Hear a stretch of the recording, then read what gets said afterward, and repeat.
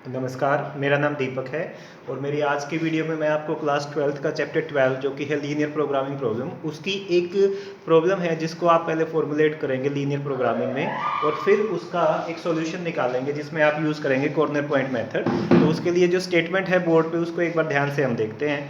Statement है कि Reshma wishes to mix two types of food P and Q in such a way that the vitamin content of food contains at least 8 units of vitamin A and 11 units of vitamin B. Then इसमें statement में आपको cost दे रखी है दोनों type के food की। P cost ₹60 पर KG and Q cost ₹80 पर केजी। उसके बाद 1 केजी फूड P या 1 केजी फूड Q में कितने यूनिट विटामिन ए और बी आपको मिल रहा है वो भी इसमें बताया गया है। P contains 3 units per kg of vitamin A and 5 units per kg of vitamin B, while food Q contains 4 units per kg of vitamin A and 2 units per kg of vitamin B. आपको determine करनी है इस type के mixture की minimum cost. तो यहाँ पे अगर आप ध्यान से इस कंडीशन को पढ़ें तो जो जो चीज़ें आपको अंडरलाइन करनी है वो मैं आपको बताता हूँ। सबसे पहले आपको ये ध्यान देना है दो टाइप के फूड हैं, तो एक को हम कंज्यूम करेंगे P और Q को X की टर्म्स में और Q को कंटेन कर लेंगे Y की टर्म्स में। तो दो वेरिएबल आपके डिसाइड हो गए जो कि X और Y बनने वाले हैं। उसके बाद कंडीशंस को ध्यान से देखिए। इस मिक्सचर में आपके पास होना चाहिए फूड कंटेन्स एटलीस्ट, ये वर्ड है जो आपको ध्यान रखना है कि विटामिन ए का जो भी कंटेंट पूरे मिक्सचर से आपको मिलेगा वो एटलीस्ट 8 होगा, 8 से कम नहीं होगा, 8 या 8 से ज़्यादा हो सकता है। एंड विटामिन बी जो है वो आपको मिलेगा 11 यूनिट्स एटलीस्ट। तो एटलीस्ट का मतलब आपको ध्यान से इसमें जस्टिफाई करना है और साथ के साथ 8 और 11 को आपने मैंने यहाँ पे सर्कल कर दिया ताकि अब फॉर्मुलेट करते टाइम इसको आप इजीली यूज कर पाए। उसके बाद कॉस्ट को आपने यहाँ पे मैंने अंडरलाइन किया, फूड पी का कॉस्ट है ₹60 पर केजी और क्यू का कॉस्ट है ₹80 पर केजी। उसके बाद इसको भी आप यूज करेंगे कंडीशंस में। उसके बाद जो है कि पर केजी पी फूड में और पर केजी क्यू फूड में कितने यूनिट विटामिन ए या विटामिन बी आपको मिल रहा है जिसको आपने मिक्स करना है वो इसमें गिवन है। 3 यूनिट्स ऑफ पी फूड के बारे में बताया, 3 यूनिट पर KG of vitamin A and 5 unit per kg of vitamin B, while Q food contains 4 units per kg of vitamin A and 2 units per kg of vitamin B. Determine the minimum cost. तो ये कुछ चीजें हैं जिसको मैंने यहाँ पे highlight किया। अब इन सारी कंडीशंस को आप किस तरह से फॉर्मुलेट करेंगे लीनियर प्रोग्रामिंग के थ्रू और फिर उसको कैसे मिनिमम कॉस्ट के लिए आप निकालेंगे वो आपको देखना है। आपने क्योंकि दो वेरिएबल्स यहाँ पे यूज करने हैं, एक वेरिएबल x और दूसरा वेरिएबल है y। तो कंडीशन से जो आपके पास नंबर्स सामने आ रहे हैं वो मैंने एक रफ टेबल में यहाँ पे ड्रॉ करे हैं और उसके बाद आप अगर देख पा रहे हैं मैंने लिखा कि let x units of food p and y units of food q have been consumed. आपने इतने जो यूनिट्स को केजीस को आपने फूड p और फूड q को मिक्स किया है। यहाँ पे आपको यूनिट्स की बजाय क्योंकि आप फूड p और q को कंटेन कर रहे हैं तो उसको केजी में लिख देते हैं। तो x KG and let this is y kg of food p and q respectively. उसके बाद जो स्टेटमेंट से आपने कंडीशंस देखी थी वो ये थी, मैंने एक रफ टेबल बनाई जिसमें फूड पी और फूड क्यू का मैंने लिखा। फूड पी की x केजी हम कंजप्शन करेंगे, फूड क्यू की y केजी कंजप्शन होगी। दोनों फूड से आपको विटामिन ए और विटामिन बी कुछ यूनिट्स मिल रहा है। वो कंडीशन क्या थी, पर केजी पी फूड से मिलता था विटामिन ए 3 और विटामिन बी 5, उसी तरह क्यू फूड से vitamin A 4 and vitamin B 2। उसके बाद अगर आप दोनों फूड को मिक्स करते हैं तो जो मिक्सचर बनेगा उसमें विटामिन ए होना चाहिए था एटलीस्ट 8। तो एटलीस्ट और 8 को आप यहाँ पे थोड़ा सा ध्यान से देखिएगा। एटलीस्ट का मतलब है less than, not less than 8 but greater than और इक्वल टू 8। तो ये 8 या 8 से ज्यादा हो सकता था। उसी तरह विटामिन बी है 5 जो फूड पी से आया पर केजी एंड 2 यूनिट जो फूड क्यू से आया पर केजी, वो भी टोटल सम अप होके मिक्सचर में एटलीस्ट 11 आएगा। तो एटलीस्ट 11 का मतलब है नॉट लेस देन 11। उसके बाद जो कॉस्ट दे रखी थी फूड पी की पर केजी कॉस्ट थी ₹60 एंड फूड क्यू की पर केजी कॉस्ट थी ₹80। तो इस कॉस्ट को आपने मिनिमाइज भी करना है। तो यहाँ से अब क्या क्या कंडीशंस आपको देखिए मिलती हैं। मैंने लिखा है x kg of food P and y kg of food Q have been consumed. तो अगर P फूड के 1 केजी से 3 यूनिट्स विटामिन ए मिलते हैं तो आपने कंज्यूम किया है x केजी। तो x केजी से कितने विटामिन ए आपको मिल जाएंगे, वो बनेगा 3x। और उसी तरह Q फूड के पर केजी से आपको 4 यूनिट विटामिन ए मिलते थे और आपने y केजी कंज्यूम कर दिया। तो टोटल आपके पास जो विटामिन ए का कंटेंट आ गया वो आ गया 4y। तो अगर इस मिक्सचर को आप ऐड करते हैं मतलब 3x प्लस 4y तो it must be greater than equal to 8। तो आपके पास ये कंडीशन आ गई, we have 3x plus 4y is greater than equal to 8. This is first condition या constraint या restriction जो आप बोल सकते हैं. इसी तरह similarly second condition will be 5x plus 2y is greater than equal to 11. और x और y को आपने क्या लिया है, x and y are the kg of food P and food Q means कुछ कंजप्शन है, तो कंजप्शन या तो जीरो होगी या जीरो से बड़ी ही होगी, वो नेगेटिव कंजप्शन नहीं हो सकती. तो इसका मतलब नॉन नेगेटिव रेस्ट्रिक्शंस भी आपके पास हैं कि x and y both are greater than equal to 0. And उसके बाद जो चीज जिसको आपको मिनिमाइज या मैक्सिमाइज करना होता है उसको ऑब्जेक्टिव बोलते हैं. तो ऑब्जेक्टिव फंक्शन आपके पास क्या आने वाला है, कॉस्ट जिसको आपने मिनिमाइज करना है, और वो पर केजी है 60, तो x केजी की कॉस्ट बन जाएगी 60x. तो this will be 60x plus उधर से आएगा 80y, और जिसको आपको करना है मिनिमाइज, तो मैं यहाँ लिख भी देता हूँ कि let minimise the z is equal to 60x plus 80y. इसको आपको मिनिमाइज भी करना है. तो इन कंडीशंस को मैंने किस तरह से यूज किया, सबसे पहले आप क्या करते हैं, ये कंडीशंस जो आपने स्टेटमेंट से जो फॉर्मुलेट की, उसके बाद वन बाय वन आप एक एक कंडीशन को लेंगे और उसको आप एक इक्वेशन लेट करेंगे. Let this condition is converted into equation, मैंने इसको इक्वल टू 8 मान दिया, और इस इक्वेशन को मैंने यूज किया है टू फाइंड द टेबल, क्योंकि मैं इसकी एक लाइन ड्रॉ करना चाहता हूँ, क्योंकि हर एक इक्वेशन से एक लाइन आपके पास आने वाली है. तो वो टेबल ड्रॉ करने के लिए देखिए ध्यान से, मैंने सिर्फ क्या किया है, कुछ ऐसे यहाँ पे न्यूमेरिकल वैल्यूज हैं जिसकी वजह से काफी चांसेस है कि फ्रैक्शनल वैल्यू आएगी. तो फ्रैक्शन को अवॉइड करने के लिए मैंने एक नेगेटिव y भी यहाँ पे ले लिया है, जबकि कंडीशन मेरे पास है कि x and y both are non negative restrictions. तो इसका मीनिंग है आपके पास कि जब आप पूरे इस सम को ड्रॉ कर चुके होंगे ग्राफ में, तो जो फिजिबल रीजन आएगा वो फिजिबल रीजन इन कंडीशंस को सेटिस्फाई करना चाहिए कि वो सिर्फ फर्स्ट क्वाड्रेंट में आए. ये कंडीशंस फिजिबल रीजन के लिए हैं. आप किसी वेरिएबल की वैल्यू निकालने के लिए दूसरे वेरिएबल को नेगेटिव बेशक पुट कर सकते हैं, उससे कोई फर्क नहीं पड़ता. लेकिन जिस तरह से एक कोई भी ये लाइन है, ये सिर्फ फर्स्ट क्वाड्रेंट में नहीं है, ये सिर्फ फर्स्ट क्वाड्रेंट में नहीं है, ये दूसरे भी क्वाड्रेंट में जा सकती है. तो इस लाइन पे लाई करने वाले इनफाइनाइट पॉइंट है, तो एक ऐसा पॉइंट भी आ सकता है जिसमें कोऑर्डिनेट्स नेगेटिव हो.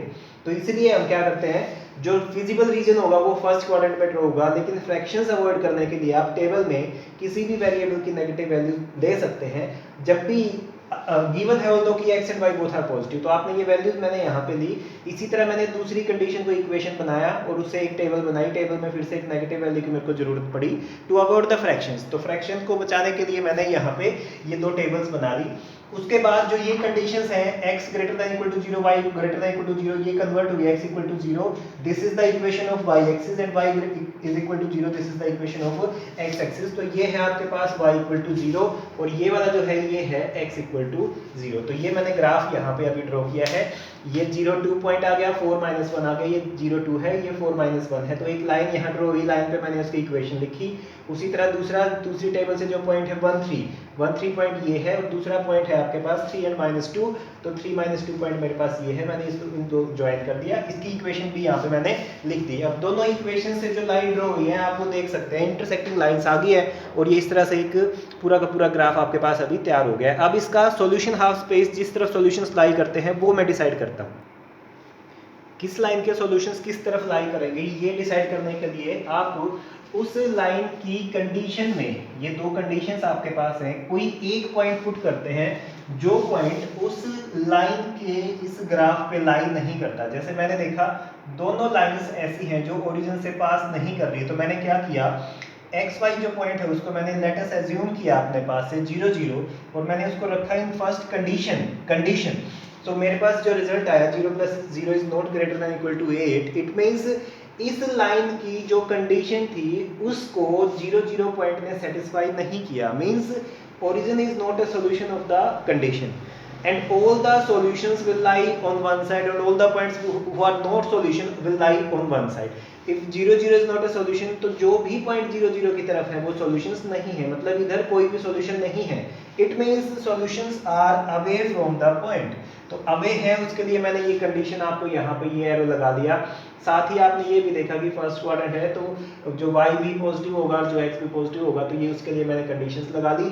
सेम कंडीशन आप यहाँ पे ड्रॉ करने वाले हैं x y को equal to 0 0 in second condition, वो है 5x plus 2y greater than equal to 11, वहां से भी रिजल्ट आपके पास यही आएगा। अगर आपने x को 0 और y को 0 रखा तो 0 विल बी ग्रेटर देन और equal to 11, it means 0 0 is not a solution of this condition also. तो इसका भी जो ग्राफ है वो आपको इस तरफ away from the origin he draw करना पड़ेगा। इसका मतलब आपके पास जो गिवन कंडीशन है, अगर उन दोनों का मैं फिजिबल रीजन निकालना चाहूँ तो मेरे पास ये रीजन आने वाला है, जिसको मैं अब थोड़ा सा डार्क कर रहा हूँ। जिस डार्क करते हुए रीजन के आपने कॉर्नर पॉइंट्स भी देखने हैं ध्यान से, ये कॉर्नर पॉइंट क्या क्या आ रहे हो, ये फिर इस एक्सिस पे आ जाएगा, क्योंकि y भी आपको ग्रेटर देन इक्वल टू 0 रखना था, x भी ग्रेटर देन इक्वल टू 0 रखना था। तो ये इस तरह से कंडीशन आएगी। ये वाला जो रीजन है इसको बोला जाता है अनबाउंडेड रीजन। ये जो अनबाउंडेड रीजन किस वजह से हुआ, क्योंकि आप देख पा रहे हैं आपको नहीं पता ये एक्सटेंशन आगे कितनी आगे जाएगी, तो इस रीजन को बोलते हैं अनबाउंडेड रीजन। आपके पास चैप्टर में दो टाइप के सम्स हैं, एक बाउंडेड वाला एक अनबाउंडेड वाला। दोनों के लिए वर्किंग रूल सेम है कि आपको अनबाउंडेड है या बाउंडेड है आपको निकालने पड़ेंगे कॉर्नर पॉइंट्स। तो एक ये कॉर्नर पॉइंट है, एक ये कॉर्नर पॉइंट है और एक ये कॉर्नर पॉइंट है। इन तीनों कॉर्नर पॉइंट्स को निकालने के लिए मैं अभी आपको एक मतलब जो 10th क्लास का मेथड है वो आपने फॉलो कर। तो देखिए इस जो फिजिबल रीजन आपके पास आया है ये अनबाउंडेड रीजन आ गया। अनबाउंडेड रीजन के अगर कॉर्नर पॉइंट्स आप ध्यान से देखते हैं तो एक कॉर्नर पॉइंट ये है जहां पे इस इक्वेशन ने कट किया है y एक्सिस को, तो y एक्सिस को कट करेंगे तो it means x will B 0 in the equation. अगर आपने x को 0 रखा तो y की वैल्यू आपके पास आती है 11/2। तो मेरा फर्स्ट जो कॉर्नर पॉइंट है वो है x 0 and y is 11/2, this is the corner point first. उसके बाद जो सेकंड कॉर्नर पॉइंट है वो ये वाला है, this is the point of intersection of these two straight lines. तो दो स्ट्रेट लाइन का इंटरसेक्शन पॉइंट निकालने के लिए आप उन दोनों इक्वेशंस को सॉल्व करेंगे to find the value of x and y। और जब इसको सॉल्व किया आपने तो जो भी आपके पास इंटरसेक्शन पॉइंट आने वाला है वो है 2 and 1/2, means x is equal to 2। Graph से भी यहाँ थोड़ा सा आइडिया आपको लग रहा है, y is equal to 1/2। Similarly ये वाला जो तीसरा पॉइंट है जो कि आपका कॉर्नर पॉइंट आने वाला है, ये इस इक्वेशन पे लाई करता है इस ग्राफ पे, और इसमें x एक्सिस को कट करा means y will be equal to 0, so x will be equal to 8/3, so y is 0 and x is equal to 8/3। तो these three are the corner points. और क्योंकि कॉर्नर पॉइंट पे आपको उस objective function की value निकालनी है तो ये ऑब्जेक्टिव फंक्शन की इक्वेशन मैंने लिखी है। 0 11/2 पे वैल्यू आई है मेरे पास 440, 2 1/2 पे वैल्यू आई है 160, 8/3 0 पे वैल्यू आई है 160। तो क्योंकि आपको मिनिमाइज करना है और रीजन है अनबाउंडेड, अब थोड़ा सा इंपॉर्टेंट स्टेप यहाँ पे आपको ध्यान से समझना है। अगर ये रीजन होता बाउंडेड, अगर ये रीजन होता बाउंडेड तो जो भी कॉर्नर पॉइंट्स आते हैं उसमें से जो मिनिमम वैल्यू आ गई वही आपकी minimum value of that objective function बन जाती। यहाँ एक चीज और मैं आपको एक्सप्लेन करना चाहूंगा, दो पॉइंट्स पे z की जो वैल्यूज आई हैं वो दोनों ही इस टेबल के अकॉर्डिंग मिनिमम है। तो इन दोनों को ही मिनिमम अगर हम बोलेंगे तो इसका मतलब अब ये पॉइंट कौन कौन से है वो ध्यान से देखिएगा। एक 2 1/2 ये वाला जो पॉइंट है, और उसके बाद ये वाला 8/3 एंड 0 ये वाला जो दो पॉइंट है। अगर इन दोनों पॉइंट्स पे ही z की वैल्यू 160 आई है तो इसका मतलब ये हुआ कि ना सिर्फ इन दो पॉइंट्स पे बल्कि इस पूरी लाइन पे लाई करने वाले जितने भी इनफाइनाइटली मैनी पॉइंट्स हैं सभी पे जितने भी पॉइंट आप z में पुट करेंगे आपकी वैल्यू हर बार आएगी 160। तो इट मींस अगर 160 मिनिमम वैल्यू हुई तो 160 will lie on this line. अगर आप बीच का कोई पॉइंट लेते हैं उस पे भी z की वैल्यू 160 ही आएगी। तो अब आपको क्या करना है, अगर अनबाउंडेड रीजन की कॉर्नर पॉइंट्स की वैल्यू से आपके पास जो टोटल वैल्यू निकली है उसमें से आपने कंक्लूड किया कि 160 इज द मिनिमम वैल्यू, ये किसकी मिनिमम वैल्यू हम चेक करना चाह रहे हैं, z की। तो अब आपको यहाँ पे जो स्टेप ध्यान रखना है वो ये है, what is the difference between a bounded and unbounded feasible region. अगर तो ये रीजन होता बाउंडेड तो आपकी कॉर्नर पॉइंट्स पे जो वैल्यूज आई हैं उन्हीं में से कोई एक मिनिमम होती और कोई एक मैक्सिमम होती। लेकिन अगर रीजन अनबाउंडेड है तो आपको, क्योंकि इस सब में ऑब्जेक्टिव को आपने मिनिमाइज करना था, तो मिनिमम वैल्यू से भी कोई मिनिमम वैल्यू z की लाई करती है ऐसा तो नहीं है। मतलब जो कॉर्नर पॉइंट मेथड है उसकी स्टेटमेंट ये है कि if we have bounded feasible region then the optimum value of that feasible region will lie only on the corner points of the feasible region. मतलब सिर्फ कॉर्नर पॉइंट पे lie करेंगी bounded region की optimum means maximum या minimum values. But if the region is unbounded, अगर region unbounded है तो उसकी optimum values inside the region भी कहीं पे आ सकती हैं। मतलब अगर अनबाउंडेड है तो कॉर्नर पॉइंट मेथड ये कहता है कि ना सिर्फ कॉर्नर पॉइंट्स पे बल्कि कॉर्नर पॉइंट्स के अलावा जो रीजन आपके पास आया है उसमें भी मिनिमम वैल्यूज आ सकती हैं। अब आप इसको इस तरह से समझिए कि 3 कॉर्नर पॉइंट्स पे वैल्यू आ गई 160, और अगर मैं ये कहूँ कि इस z फंक्शन की एक वैल्यू इस रीजन में कहीं मेरे पास 150 आ गई, it means 160 is not the minimum value.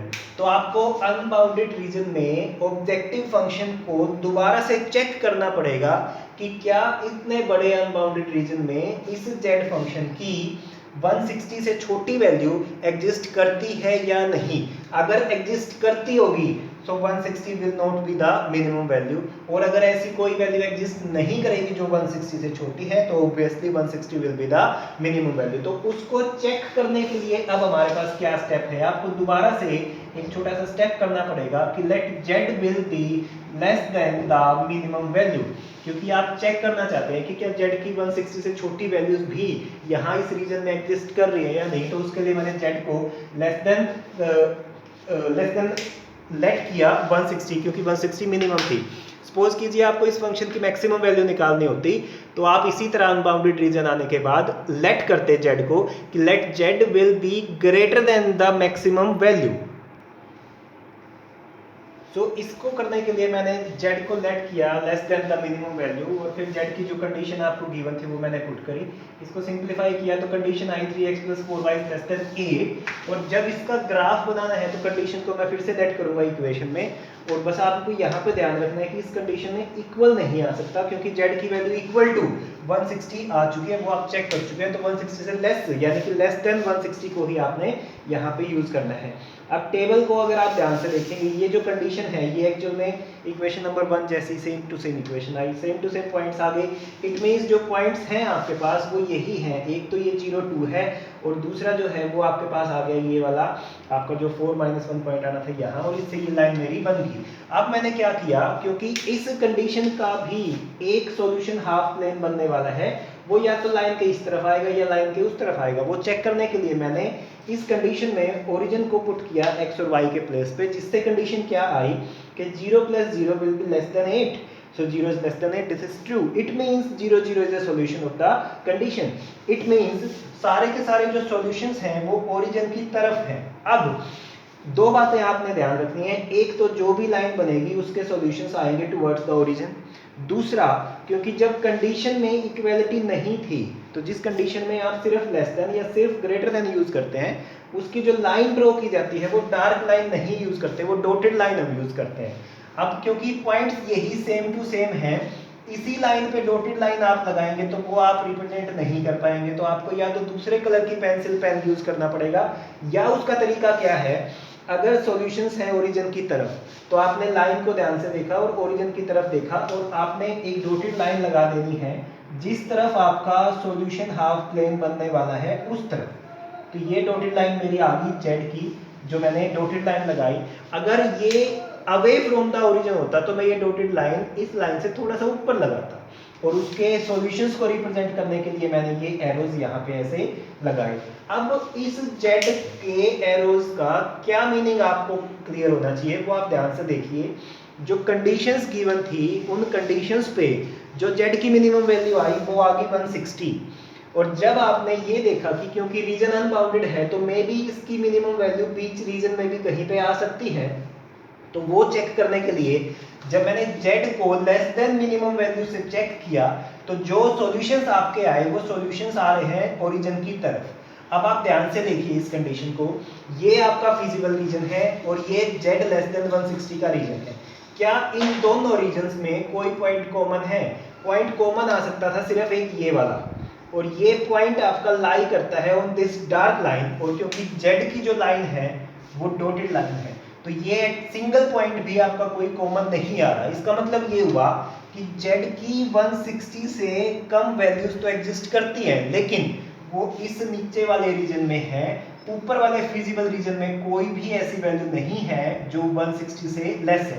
तो इट मींस क्या हुआ, इस रीजन में 160 will become the minimum value. तो अब उसके बाद आप क्या लिखेंगे कि as the feasible region and the graph of z less than 160 do not have any point in common, so minimum value of z will be 160 on the line or at the points 2, 1/2, 8/3 and 0, it means x will be equal to 2 or 8/3 and y will be equal to 1/2 or 0, or the points lying on the line this. It means the minimum of z is 160. So 160 will be the minimum value. तो ये था आपके पास linear programming problem का एक unbounded feasible region वाला सम। आपके पास chapter में 2 ही type के सम है, जिसमें से ये अनबाउंडेड वाला मैं आज डिस्कस किया। इस वीडियो को ध्यान से देखने के लिए बहुत बहुत धन्यवाद। बहुत बड़ी वीडियो बनी भाई। चल मेरी गुड्डू नीचे चल।